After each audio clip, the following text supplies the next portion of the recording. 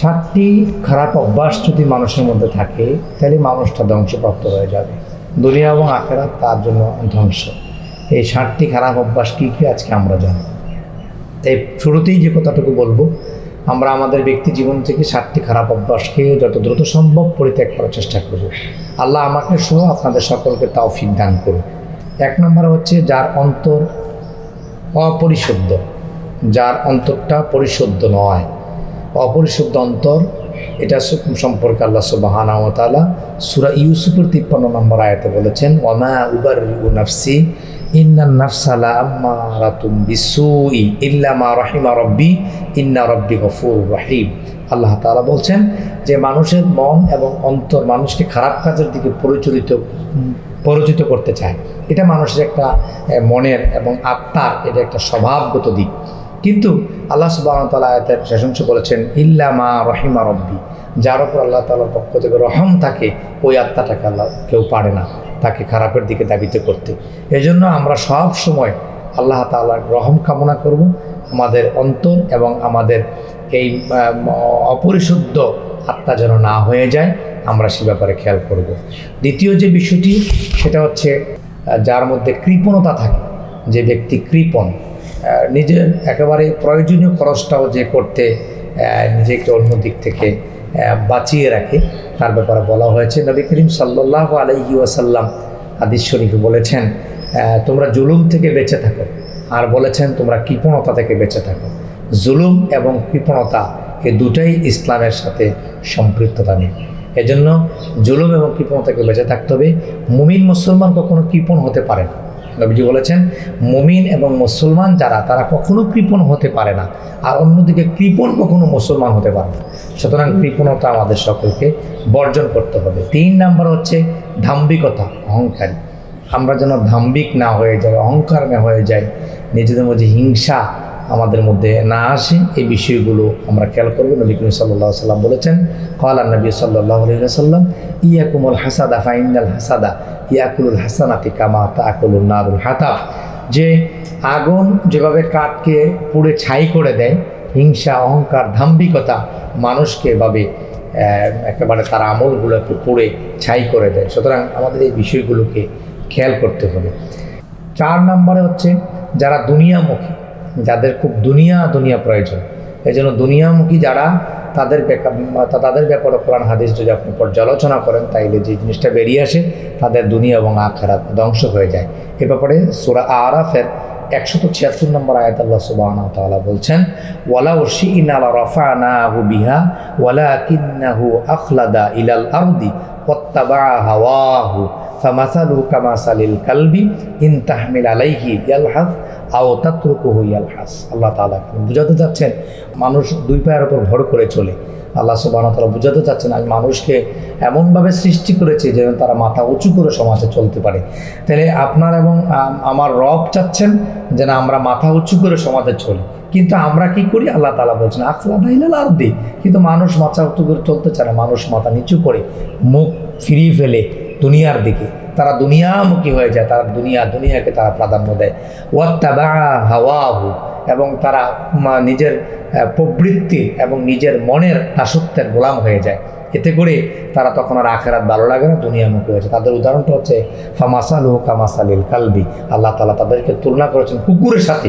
কুকুরা যেমন দুনিয়ার প্রতি আকৃষ্ট হয়ে থাকে, মুখে লালা বের করে এক প্রান্ত থেকে অপর প্রান্তে দৌড়িয়ে যায়, এবং তারা খাবার সংগ্রহ করার জন্য সবসময় নিজেকে মনে করে যে আমাদের এই খাবার শুধু লাগবে, দুনিয়ার অনেক সম্পদ লাগবে, লালা বের করে জিহ্বা বের করে বোঝাতে চায়।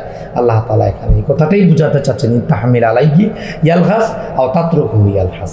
সুতরাং আমাদেরকে এই বিষয়টা খেয়াল করতে হবে, আমরা যেন এই বিষয়টার প্রতি নজর রাখি।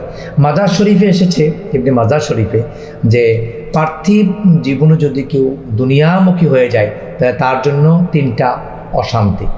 1 নম্বরে হচ্ছে অস্থিরতা, 2 নম্বর হচ্ছে দারিদ্রতা, 3 নম্বর হচ্ছে আফসোস। এখানে দারিদ্রতা একটু ব্যাখ্যা করে বলছি, যেটা হচ্ছে যে কোটি কোটি টাকার মালিক দেখবেন, কিন্তু দেখেন যে খোঁজখবর নিয়ে তার ব্যাংকে আবার ঋণও আছে কোটি কোটি টাকা। এর মানে এমনি দেখা যায় যে সে কোটি কোটি টাকার মালিক, কিন্তু বিতর্কত কবর নিলে তার অবস্থান ভালো না, জন্য দারিদ্রতা তাকে ছুঁয়ে ফেলে। আর তৃতীয়ত হচ্ছে আফসোস একটা ভাব থাকে, অনেক আরও লাগবে, অনেক প্রয়োজন, অনেক আরও লাগবে, আমি একটা তৃপ্তি থাকে না তার মধ্যে। আর যারা পরকালমুখী হয় তাদেরকে আল্লাহ তাআলা 3টি জিনিস দিবেন। 1 নম্বর হচ্ছে সব কিছু ঠিকঠাক করে দায়িত্ব আল্লাহ তাআলা নেবেন। আল্লাহ তাআলা দায়িত্ব নেবেন যে আপনার সব কিছু ঠিক করে দেওয়ার জন্য। এই জন্য আমরা দেখছি অনেক মুমিন বান্দারি দুনিয়ার জীবনে তারা অনেক কষ্ট করে চললো, কিন্তু আল্লাহ সুবহানাহু ওয়া তাআলার পক্ষ থেকে তাদের দুনিয়ার সকল বিষয়গুলো ধারাবাহিকভাবে চলছে, তেমন কোনো কষ্ট হয় না। 2 নম্বর হচ্ছে অন্তরটা ঐশ্বর্যমণ্ডিত হয়, তাদের মানসিক অবস্থাটা ঐশ্বর্যমণ্ডিত হয় এবং খুব সুন্দর হয়, এবং তাদের মনের দিক থেকে তাদের মন অনেক প্রশস্ত থাকে। এজন্য আমাদেরকে বিষয়গুলো খেয়াল করতে হবে। 3 নম্বর হচ্ছে দুনিয়া তার পায়ে পড়ে থাকবে। আমরা যে দুনিয়ার পেছনে দৌড়াচ্ছি, দুনিয়া তার পায়ে পড়ে থাকবে। 5 নম্বরে শয়তানের কুমন্ত্রণায় চলে যারা, তারা ধ্বংসপ্রাপ্ত হয়।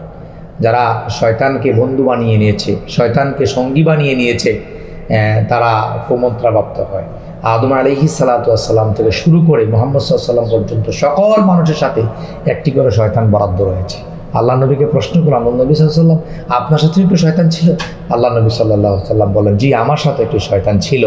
তাহলে আপনার শয়তানকে, এখন আমার শয়তানটা মুসলমান হয়ে গেছে। একমাত্র শয়তান যেটা কালেমা পড়ে মুসলমান হয়েছে বিশ্বনবীর সাথে যে শয়তানটি চলাফেরা করতো, বসবাস করতো, উঠা বসা করতো। এখন ওই শয়তান ছাড়া বাকি সবাই তো কেউই তো মুসলমান হয় নাই, শুধু এই শয়তানটা মুসলমান হয়েছে, যার কারণে মুহাম্মদ সাল্লাল্লাহু আলাইহি ওয়াসাল্লামকে শয়তান ধোঁকা দিতে পারে নাই। আর বাকি সবাইকেই, সব মানুষকেই শয়তান কিছু না কিছু ধোঁকা দিয়ে যাচ্ছে। এজন্য শয়তানকে কখনো বন্ধু বানানো যাবে না। বন্ধু বানানো থেকে নিজেকে বিরত রাখতে হবে। যখনই শয়তান আপনাকে পেয়ে বসে, তখনই শয়তান আপনাকে কুফরি কাজ দড়িয়ে তারপর শয়তান আপনার থেকে দূরে চলে যায়। এই জন্য আল্লাহর কাছে সবসময় আশ্রয় কামনা করতে হবে, পাঠ করতে হবে আউযু বিল্লাহি মিনাশ শাইতানির রাজিম। 6 নম্বর হচ্ছে সম্পদের লোভ, প্রতিপত্তির লোভ। যা মানুষকে ধ্বংস করে দেয়, ধ্বংসপ্রাপ্ত হয় মানুষ যে কারণে, সেটা হচ্ছে যে সম্পদ এবং সন্তানের যখন লোভ তার মধ্যে চলে আসে। আল্লাহ সুবহানাহু ওয়া তাআলা মুনাফিকদের শাসনসে বলেছেন, ইয়া আইয়ুহাল্লাযীনা আমানু লা তুলহিকুম আমওয়ালুকুম ওয়ালা আওলাদুকুম আন যিকরিল্লাহ ওয়া মান ইয়াফআল যালিকা ফাউলাইকা হুমুল খাসিরিন। আল্লাহ তাআলা বলছেন, হে ঈমানদারগণ, তোমরা লা তুলহিকুম আমওয়ালুকুম, তোমরা এমন গাফেল হয়ে যাও না তোমাদের সম্পদ এবং সন্তানদের প্রতি।